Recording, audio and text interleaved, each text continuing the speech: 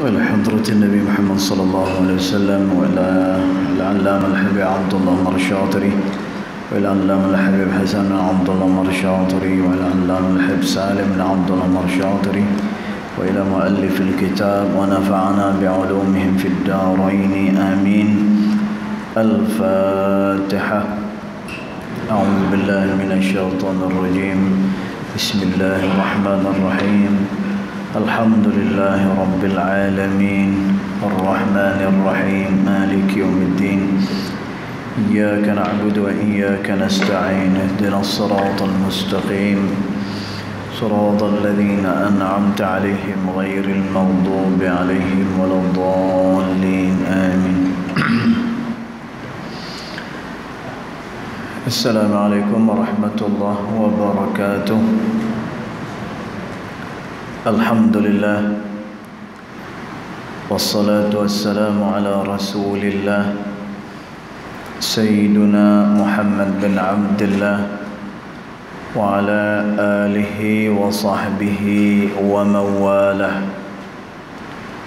أشهد ونشهد أن لا إله إلا الله وأشهد أن محمدا عبده ورسوله.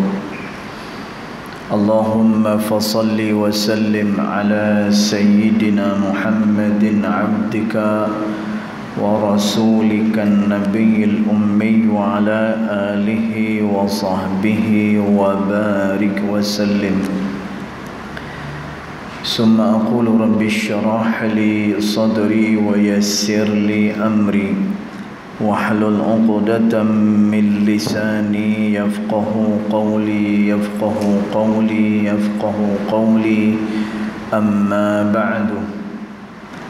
قال الله سبحانه وتعالى في تنزيله: لقد كان لكم في رسول الله أسوة حسنة. صدق الله العظيم. ربي أدخلني مدخل صدق وأخرجني مخرج صدق واجعل لي من لدنك سلطانا نصيرا. إلهي أنت مقصودي ورضاك مطلوبي فأعطني محبتك ومغرفتك يا أرحم الراحمين. Alhamdulillah, yang pertama-tamanya kita merafa'kan kesyukuran kehadiran Allah Subhanahu wa taala yang mana dengan limpah kurnia dan juga rahmat daripada Allah Subhanahu wa taala, alhamdulillah pada malam hari ini kita masih lagi diberikan kesempatan oleh Allah Subhanahu wa taala untuk sekali lagi kita dapat hadir ke dalam rumah Allah Subhanahu wa taala ini bagi menunaikan salat fardu maghrib berjemaah, dan insya-Allah kita akan dirikan pula salat fardu isya berjemaah.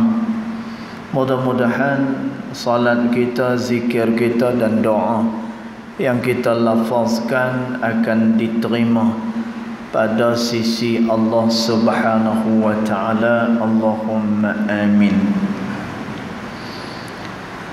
Tuan-tuan, kita sambung lagi bacaan kitab Tazkiratul Ghaflah fi Bayanin Asraris Salah yang dikarang oleh Syekh Babalah Sarah Al-Fatani rahimahullah ta'ala.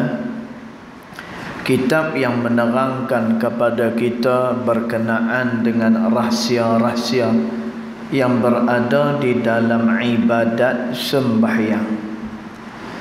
Maka dia kata kita tengok pada muka surat yang ketiga. Dia kata rahsia-rahsia bagi sembahyang. Dia kata yang muqaddimah kita dah habis baca dah, maka kita sambung kepada muka surat yang ketiga berkenaan dengan rahsia-rahsia bagi sembahyang. Bismillahirrahmanirrahim. Qala muallif rahimahullah ta'ala wa nafa'ana bi'ulumihi fid daraini amin. Berkata pengarang kepada kitab ini, dan mudah-mudahan Allah subhanahu wa ta'ala memberikan munafaat ilmunya kepada kita di dunia maupun di akhirat. Maka dia kata rahsia-rahsia bagi sembahyang, dia kata telah firman Allah Ta'ala, qad aflahal mu'minun alladhina hum fi salatihim khashi'un. Yang ni daripada surah Al-Mu'minun, ayat yang pertama dan juga ayat yang kedua. Dia kata artinya sesungguhnya telah berjaya dan beruntunglah orang-orang yang mukmin, dia kata, yang khusyuk mereka itu di dalam sembahyang mereka itu. Dan hidup tiap-tiap seseorang di dunia ini tak dapat tidak ditempuh oleh berbagai-bagai percubaan dan juga kesusahan, dia kata. Tuan-tuan, ayat daripada surah Al-Mu'minun yang kita baca tak sah ni, pada ayat yang pertama Allah subhanahu wa ta'ala terang kepada kita, sesungguhnya telah berjayalah bagi orang yang beriman kepada Allah. Dan tuan, yang kata beriman apa dia? Iaitulah orang yang yakin secara putus kepada Allah subhanahu wa ta'ala. Keyakinannya tidak ada lagi dah berbelah bahagi, dan apa pun juga perintah yang mai daripada sisi Allah, maka dia terima secara keseluruhannya. Dia yakin betul-betul. Dan tuan, maka itu adalah orang yang beriman, kata ulama. Maka Allah subhanahu wa ta'ala dia beritahu, sesungguhnya kata Allah, telah berjayalah mana-mana orang yang beriman kepada Allah subhanahu wa ta'ala. Dan tuan, kejayaan yang orang beriman ni dapatkan bukan hanya setakat di akhirat, tetapi dia juga mendapatkan kebaikan di dunia. Kerana tu dalam surah Al-Baqarah pada ayat yang kelima, Allah subhanahu wa ta'ala dia kata, ulaika ala hudam min rabbihim. Mereka itulah orang-orang yang berjalan di atas hidayat Allah. Dan tuan, siapa dia orang yang berjalan di atas hidayat Allah? Iaitulah orang yang bertakwa dan juga orang yang beriman kepada Allah. Lalu Allah Ta'ala kata, wa ulaika humul muflihun. Mereka itu adalah orang-orang yang diberikan kejayaan oleh Allah di dunia maupun di akhirat, kata ulama dalam menafsirkan suratul Baqarah ayat yang kelima ini. Dan tuan, maknanya dia berjaya sama ada di dunia maupun di akhirat bila mana dia beriman kepada Allah subhanahu wa ta'ala. Sebab tuan-tuan, kehidupan ni dia hendaklah hidup sebagaimana yang dikehendaki oleh Allah. Maka siapa-siapa yang hidup tidak sebagaimana yang dikehendaki oleh Allah, tuan-tuan, maka dia akan menemui kegagalan di dalam kehidupan dia. Tuan-tuan, kerana tu kalau kita tadabbur ayat Allah subhanahu wa ta'ala, kita akan berjumpa dengan sekian banyak pelajaran-pelajaran yang berfaedah daripada apa yang disebutkan oleh Allah di dalam Al-Quranul Karim. Kerana tu ada seorang ulama yang bernama Al-Imam Ibnu Abi Hilal Al-Askari rahimahullahu ta'ala. Dia ada mengarang sebuah kitab. Nama kitab tu Furuq Al-Lughawiyah. Tuan-tuan, seronok kalau kita baca kitab Furuq Al-Lughawiyah ini. Kerana dalam kitab tersebut dia terang kenapa Al-Quran menggunakan kalimat sekian-sekian. Kenapa Al-Quranul Karim dia menggunakan ayat sekian-sekian. Apa perbezaan antara kalimat ini dengan kalimat itu? Tuan-tuan, Masya Allah, sehinggalah kita boleh tadabbur, mendalami isi kandungan Al-Quranul Karim. Tuan-tuan, kalau kita tengok sebagai contoh pelajaran yang ada di dalam Al-Quran, kita ambil beberapa ayat daripada surah An-Naba. Tuan, surah An-Naba ni semua orang hafal. Tuan, semua orang hafal. Amma yatasaalun 'anin naba'il 'azim. Tu surah tu. Tuan, semua hafal. Cucu kita hafal, anak kita hafal, kita tak tahu. Dia biasanya cucu dia hafal, no. Anak dia yang halui-halui lagi tu hafal, tuan-tuan. No, dia belajar di pasti, dia belajar di tadika. Tuan-tuan, depa semua hafal, masya-Allah, juzuk amma ni. Kalau kata yang mengaji di madrasah, di ma'had ke, tuan-tuan, insya-Allah depa tu hafal juzuk amma ini. Tuan-tuan, kita nak ambil satu tadi kita sebut. Siapa-siapa yang hidup sebagaimana yang dikehendaki oleh Allah, pasti dia akan menemui kejayaan. Orang yang hidup tidak sebagaimana yang dikehendaki oleh Allah, pasti akan menemui kegagalan. Tuan-tuan, contoh daripada surah An-Naba ini, Allah Subhanahu wa ta'ala dia kata, wa ja'alnal laila libasa, kata Allah, dan kami jadikan waktu malam untuk kamu berehat-rehat, kata Allah. Tuan-tuan, kerana tu ada satu kajian klinikal, satu kajian kesihatan. Tuan-tuan, sebenarnya dia kata, tuan-tuan, yang kata ni pun adalah orang perubatan. Saya ustaz, tuan-tuan, saya kalau hantar kereta dekat foreman, kalau foreman tu dia mohong kat kita pun kita percaya. No, kalau dia kata hak ni kena tukar ustaz, dia kata benda tu bukan rosak apa pun, tukar bi. No, pasal apa hak tu bukannya daripada bidang kita. Mudah-mudahan kita berjalan atas hidayah Allah. Tuan-tuan, maka dia kata siapa-siapa yang beriadah pada waktu malam, maka riadah waktu malam itu tidak sesuai. Dia kata riadah pada waktu malam, dia main bola ke, dia main badminton ke waktu malam, tuan-tuan, riadah ni tak elok pada waktu malam. Quran pun sebut, Allah Subhanahu wa ta'ala kata tadi, wa ja'alnal laila libasa, dan kami jadikan waktu malam untuk kamu berehat, kata Allah Subhanahu wa ta'ala.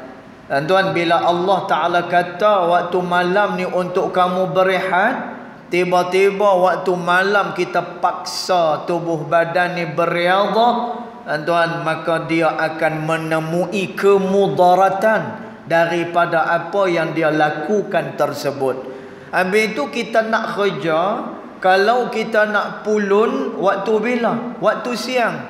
Allah Subhanahu wa ta'ala kata, wa ja'alna an-nahara ma'asha, dan waktu siang adalah waktu untuk kamu mencari kehidupan, kata Allah. Tuan, maknanya nak buat kerja siang. Kalau kita nak beriadah, nak sihatkan tubuh badan, maka waktunya adalah pada waktu siang, bukannya pada waktu malam. Tuan-tuan, ni telah pun dibuktikan melalui daripada kajian klinikal kesihatan. Memang mereka pun kata riyadhah pada waktu malam ni tak elok, terutamanya bagi jantung yang perlu direhatkan. Setelah pada waktu siang kita pulun, kita berpenat lelah untuk mencari kehidupan kita, maka dia perlu direhatkan. Dan maka demikian contoh yang mudah. Siapa-siapa yang mengikut petunjuk Al-Quranul Karim, maka dia akan mendapatkan kesihatan. Tuan, orang yang berlawanan dengan Al-Quranul Karim, maka dia berhadapan dengan bahaya, dia berhadapan dengan kemudaratan.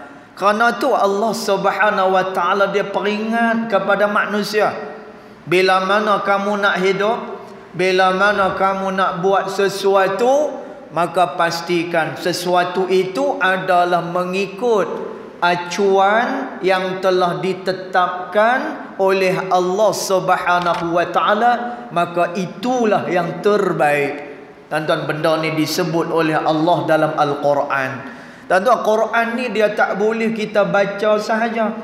Quran dia perlu tadabbur, kita dalami makna dia. Apa yang dikehendaki oleh Allah Subhanahu wa taala.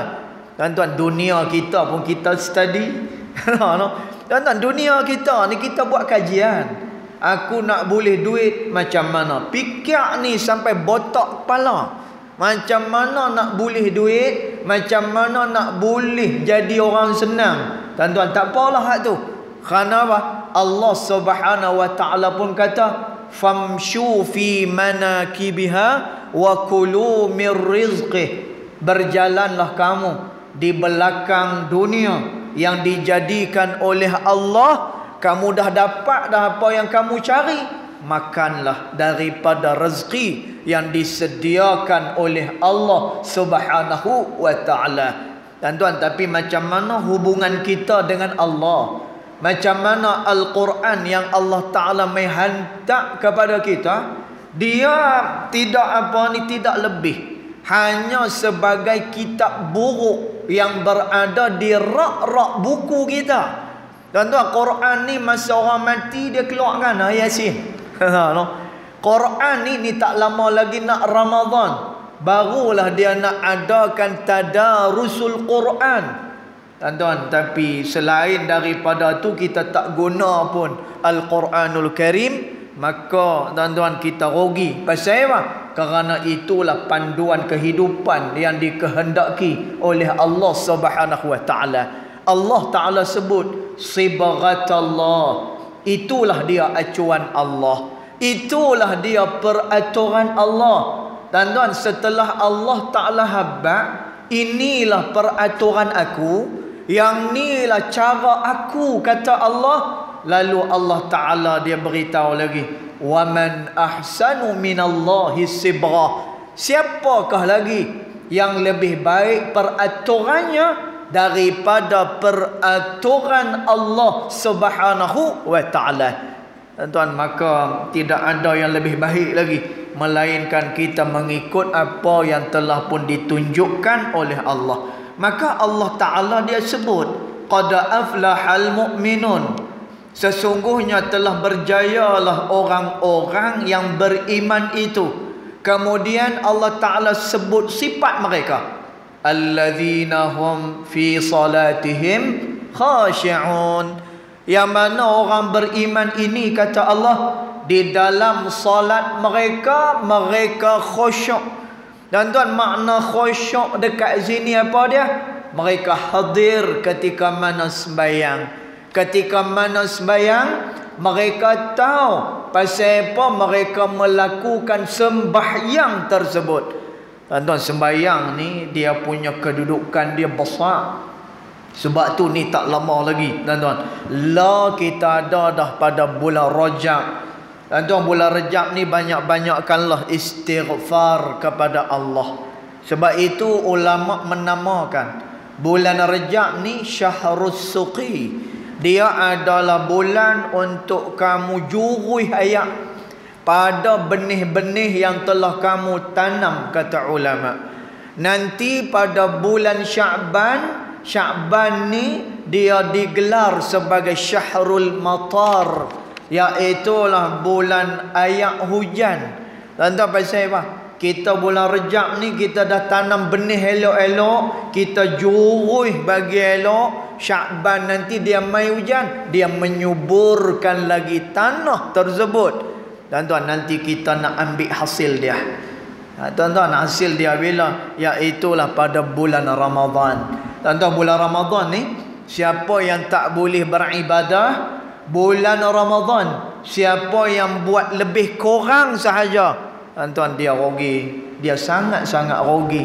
Kata Nabi SAW, man adraka ramadana, siapa-siapa yang mendapatkan bulan Ramadan, lam yughfarlah, tetapi dosa dia masih lagi tak diampun oleh Allah Subhanahu wa ta'ala, maka ketahuilah, kata Nabi, dia tergolong daripada golongan orang-orang yang rugi, kata Nabi. Tuan-tuan, sebab itu bulan Ramadan nanti buat tarawih jangan 8 buat 20. Tuan-tuan, ulama telah pun menyatakan ni pendapat yang muktamad. Tuan-tuan, salat tarawih berapa rakaat? 20. Bahkan hadis-hadis, kalau kita kumpul, tuan-tuan, hadis-hadis Nabi berkenaan dengan salat sunat tarawih, tuan-tuan, lebih banyak hadis yang menunjukkan bahawa Nabi dan juga para sahabat radhiyallahu anhum ajma'in, mereka itu melakukan salat sunat tarawih 20 rakaat atau lebih daripada 20 rakaat. Habis tu ustaz nak buat 8 je nak, boleh tak? Boleh nak buat 8, tak ada masalah.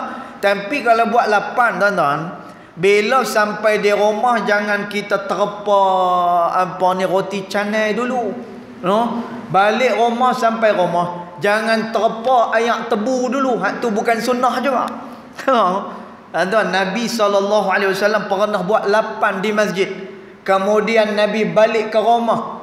Tapi sahabat kata, kami balik ke rumah, kami tak makan. Balik ke rumah, kami tak buat apa. Kami sambung lagi solat sunat. Kami sambung lagi dengan bacaan ayat-ayat suci Al-Quranul Karim. Tuan-tuan, bahkan disebut dalam riwayat, Nabi SAW semakin menghampiri habisnya bulan Ramadan, Nabi akan lebih bersungguh-sungguh dalam beribadat kepada Allah Subhanahu wa ta'ala. Tuan-tuan, pasal apa? Kerana bulan Ramadan, siapa tak ibadat, kemudian dia tak ambil kelebihan bulan Ramadan, kemudian dosa dia tak diampunkan oleh Allah, yang ni rugi. Tuan-tuan, pasal apa? Bulan Ramadan tak ada kemurkaan Allah. Bulan Ramadan tak ada kemarahan Allah, tak ada. Bahkan neraka dikatup oleh Allah Subhanahu wa ta'ala. Tuan-tuan, neraka ni dikatup oleh Allah. Kemudian dibuka seluah-luahnya pintu syurga Allah Subhanahu wa ta'ala. Tak cukup dengan itu, syaitan iblis dibelenggu oleh Allah pada bulan Ramadan. Ini memudahkan kita untuk beribadat, memudahkan kita untuk taat kepada Allah.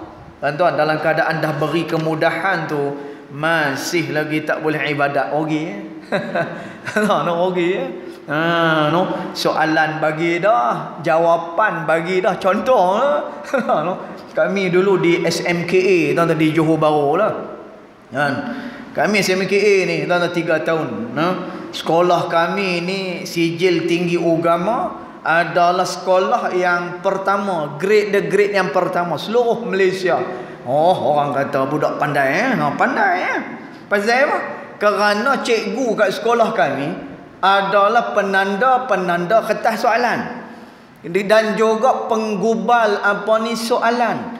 Jadi soalan tu dapat kat depa dulu, Bila dapat kat depa, dia bagi kat budak-budak dia. Kan? Jadi grade sekolah naiklah sikit. 3 tahun, cik. Apa ni mudir, apa ni pengetua, apa ni dipanggil oleh Kementerian Pendidikan, pasal apa? Diberikan anugerah ni adalah pengetua terbaik, dia kata. No, soalan bagi dulu dah, hafal dulu dah. Tu dia. Tuan-tuan, maka demikian. Jadi bulan Rejab dia adalah bulan kita jurih, kita tanamkan benih supaya dia subur, nanti kita nak ambil nanti pada bulan Ramadan tersebut. Tuan-tuan, bulan Rejab ni dia sinonim dengan apa? Dengan perintah sembahyang yang Allah Subhanahu wa taala perintahkan kepada kita. Tuan-tuan, perintah sembahyang ni Nabi SAW mengambilnya pada malam Isra dan juga Mi'raj. Tuan-tuan, berlaku bila ada khilaf daripada ulama. Al-Imam Al-Waqidi rahimahullahu ta'ala kata malam Isra Mi'raj itu pada malam 17 Rajab. Manakala sebahagian daripada ulama, dan inilah yang paling banyak ulama berpendapat, tuan-tuan, dia berlaku pada malam 27 Rejab. Ni tak lama lagi dah. Lah ni kita ada pada bulan Rejab dah, tuan-tuan. Tuan-tuan, maka Nabi SAW dia naik berjumpa dengan Allah Subhanahu wa taala. Nabi buat apa? Nabi mendapatkan perintah sembahyang daripada Allah Subhanahu wa taala. Tuan-tuan, berbeza dengan perintah-perintah hak lain. Perintah yang lain, Jibril alaihi salam dia akan turun bawa wahyu itu kepada Nabi sallallahu alaihi wasallam.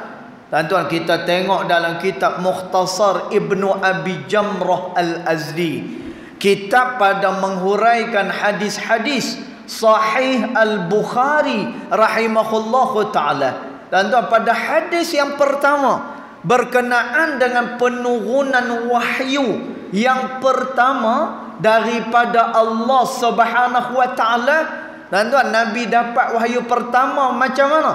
Jibril yang bawa turun. Jibril kata, "Iqra ya Muhammad." Bacalah hai Muhammad. Tuan-tuan, Nabi kata apa? "Ma ana biqari." Aku tak reti baca, dia kata. Tuan-tuan, wahyu pertama turun ni Jibril bawa mai kepada Nabi sallallahu alaihi wasallam. Tapi perintah sembahyang bukan Jibril yang bawa. Bahkan Jibril masa dia iring Nabi sallallahu alaihi wasallam dalam peristiwa Isra Mi'raj nak naik berjumpa dengan Allah, kata Jibril, "Hei Muhammad, hampir naik seorang, aku tak boleh teman kamu dah." Tuan-tuan, Nabi kata, "Wahai Jibril, ni bukan masa seorang sahabat nak meninggalkan sahabat dia." Maknanya apa? Nabi minta supaya Jibril ni naik sekali lah jumpa dengan Allah Subhanahu wa taala.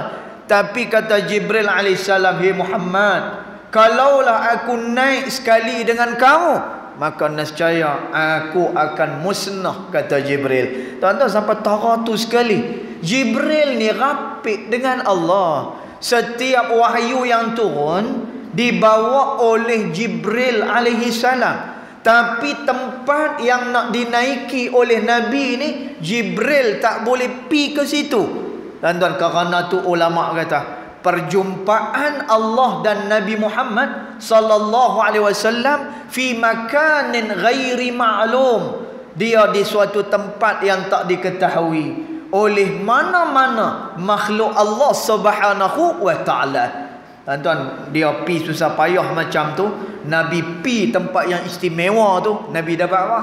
Nabi dapat pangkat datuk. Bukan dia.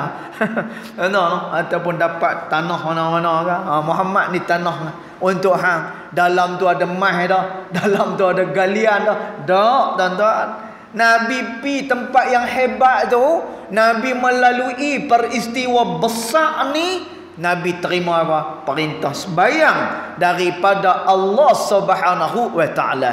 Kerana tu kata ulama, kedudukan sembahyang ni besar sangat di dalam agama Islam.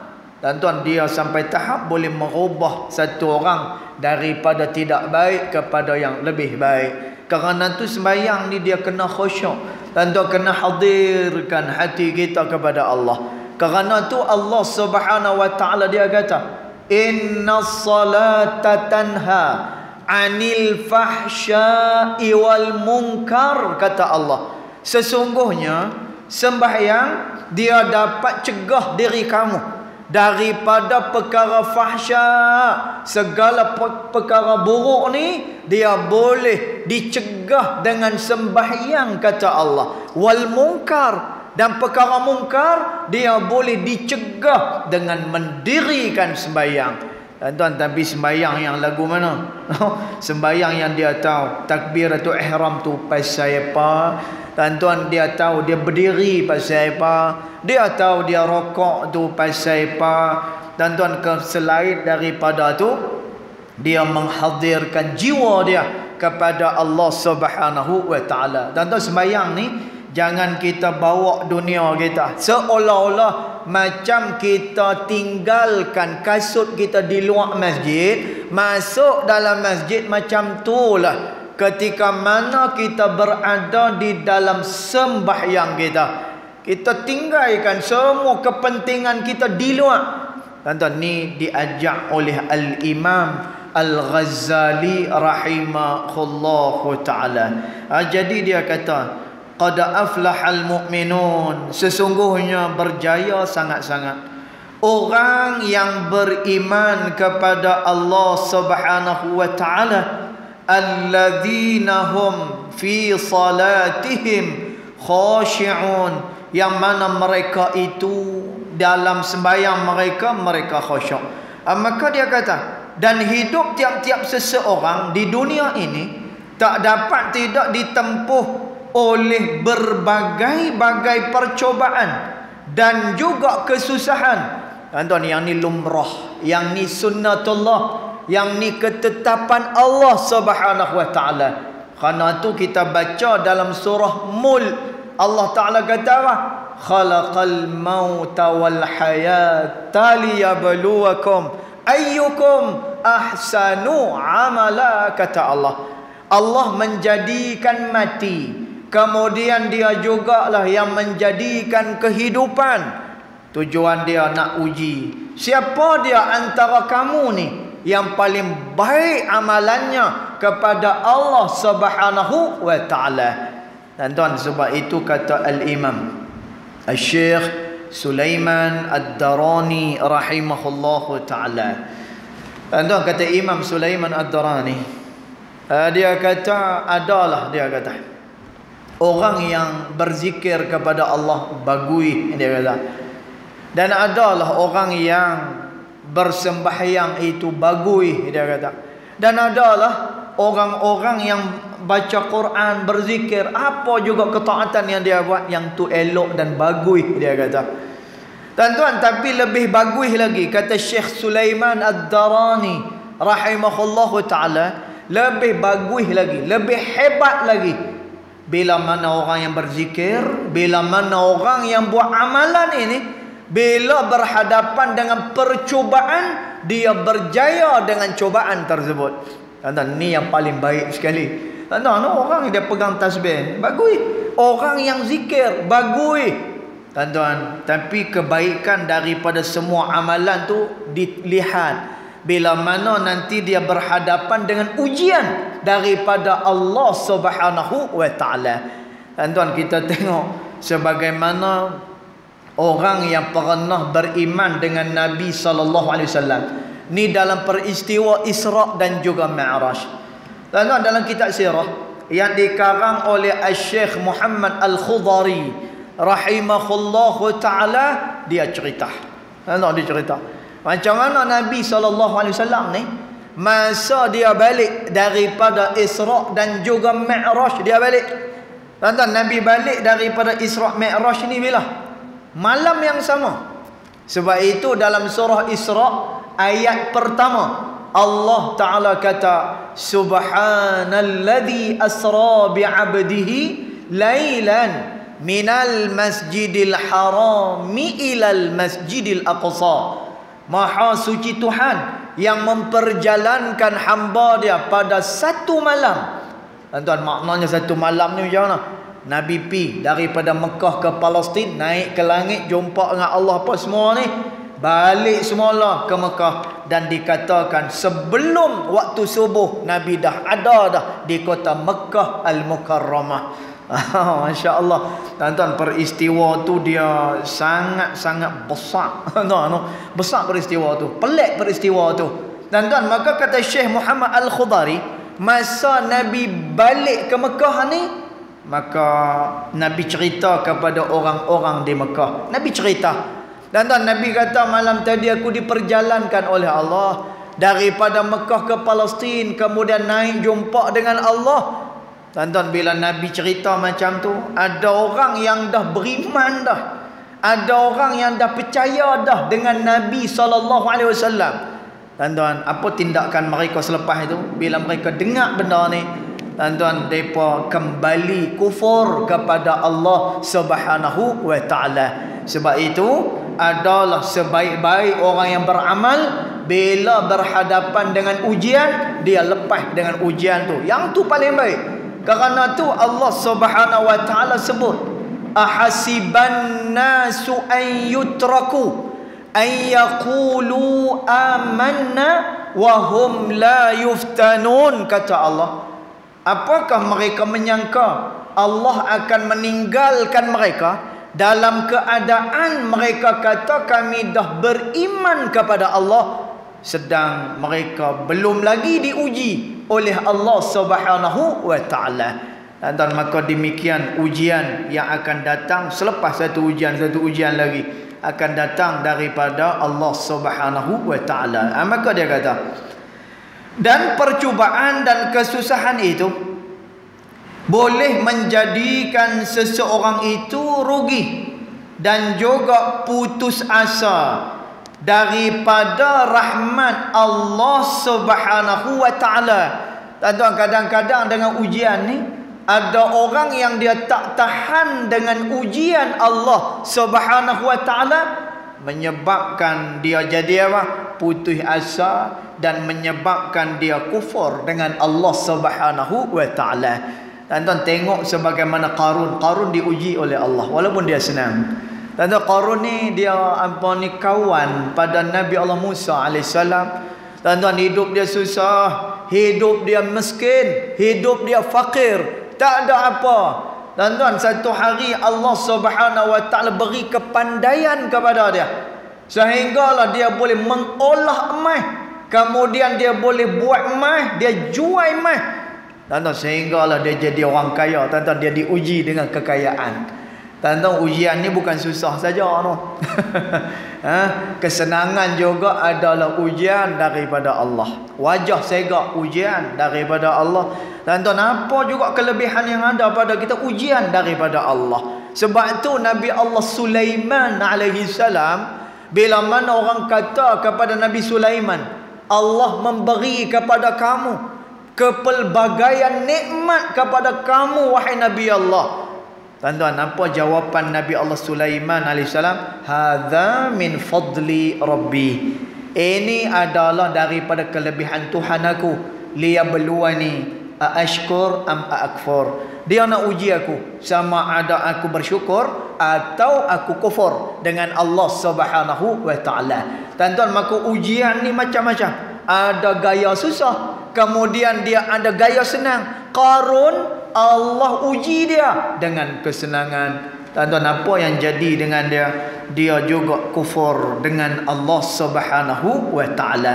Tetapi kata Syekh Babala Sarah, tetapi dia kata, jika adalah segala percobaan dan kesusahan itu dapat ditolak akan dia dengan kekuatan hati, maka segala percubaan itu kembali akan surut, dan segala kesusahan itu bertambah padam dan hilang, dan segala cita-cita itu tercapai dan dapat pula. Maka perkara-perkara yang menseronokkan seseorang di atas dunia ini beberapa banyak, setengah daripadanya melihat wayang gambar dan perkara-perkara yang menegah oleh Allah Ta'ala daripadanya, dan setengah daripadanya berbual-bual dan berita hal-hal orang yang tiada suka ia daripadanya. Maka sekalian perkara yang tersebut itu tidak memantapkan hati dan berhadapnya kepada Allah Subhanahu wa Ta'ala. Tuan-tuan, pengarang pada kitab ni dia nak abad, walaupun kita ni kadang-kadang susah hati, hiburlah hati kita dengan apa pun juga, dengan makanan, dengan berjumpa dengan kawan-kawan. Tuan-tuan, kata ulama ni, benda tu masih lagi tak dapat memantapkan hati seseorang. Dia masih lagi tak dapat nak berhadap kepada Allah Subhanahu wa Ta'ala. Tuan-tuan, maknanya apa?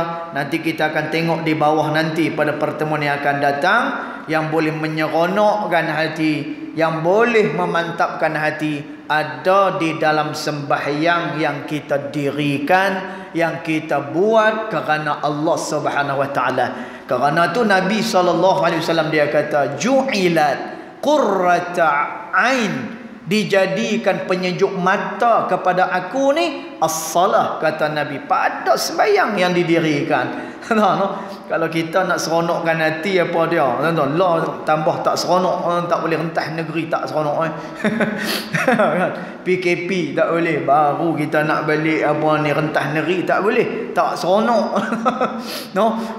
Bila tak seronok tu tak apalah, kita dekatkan diri kita dengan Allah Subhanahu wa Ta'ala. Nanti kita akan tengok tuan-tuan macam mana sembahyang ini memberikan ketenangan kepada orang yang mendirikannya. Mudah-mudahan kita semua diberikan kebaikan oleh Allah Subhanahu wa Ta'ala. Allahumma amin. Yang baik datang dari Allah Subhanahu wa Ta'ala, yang tidak baik datang daripada kejahilan diri saya sendiri, walaupun hakikat kedua-duanya datang dari Allah Subhanahu wa Ta'ala.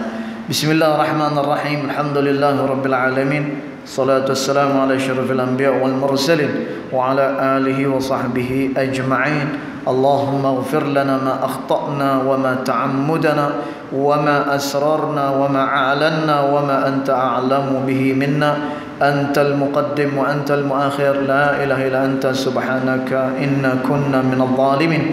Wa sallallahu ala sayyidina Muhammad wa ala alihi wa sahbihi wa baraka wa sallam. Walhamdulillahi rabbil alamin. Wallahu a'lam.